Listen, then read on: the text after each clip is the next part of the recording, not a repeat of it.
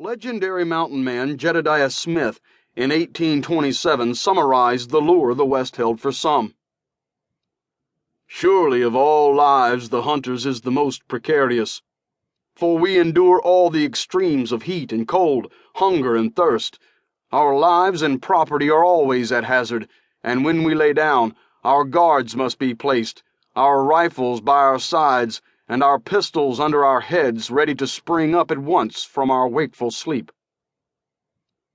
Despite the hardships, Smith wanted to be the first to view a country on which the eyes of a white man had never gazed, and to follow the course of rivers that run through a new land. Fur trader Manuel Lisa made 13 trips up the Missouri River between 1807 and 1820. John Jacob Astor, in 1811, founded the first major trading post at the mouth of the Columbia River, although the War of 1812 forced him to sell to the Canadian Northwest Company. Parties under Wilson Price Hunt and Robert Stewart in 1810 through 1813 established the route for the Oregon Trail. William Ashley and Andrew Henry in 1822 led men up the Missouri, where they did the trapping rather than trading with Indians for furs. Ashley's 1823 expedition seemed jinxed from the start. One of 2 boats sprang a leak while still within sight of the St. Louis wharves, and the next day a trapper fell overboard and drowned. 3 days later, a cart carrying rifles, pistols, and 300 pounds of gunpowder set out to rendezvous with the boats at St. Charles, but the powder exploded, killing 3 men. Undaunted, Ashley obtained another cart plus additional supplies on credit from gunmakers Jake and Sam Hawken. Arickaree Indians later killed 15 of Ashley's men, blocked Colonel Henry Leavenworth's retaliatory military expedition, and closed the upper Missouri River to white traffic.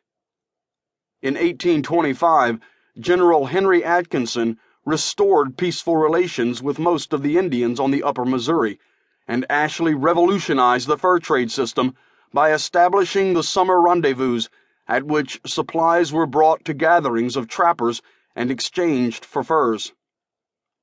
This system survived until 1840 in the face of stiff competition in the Rockies and Oregon country by the Hudson's Bay Company, which was able to obtain its trade goods duty-free.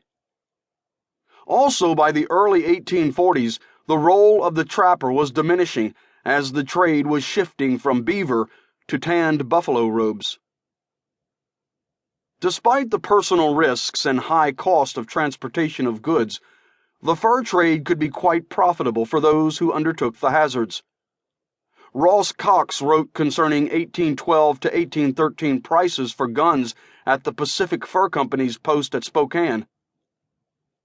Since the object of every male Indian was to obtain a gun, we played upon this desire to persuade the red men to search diligently for beavers.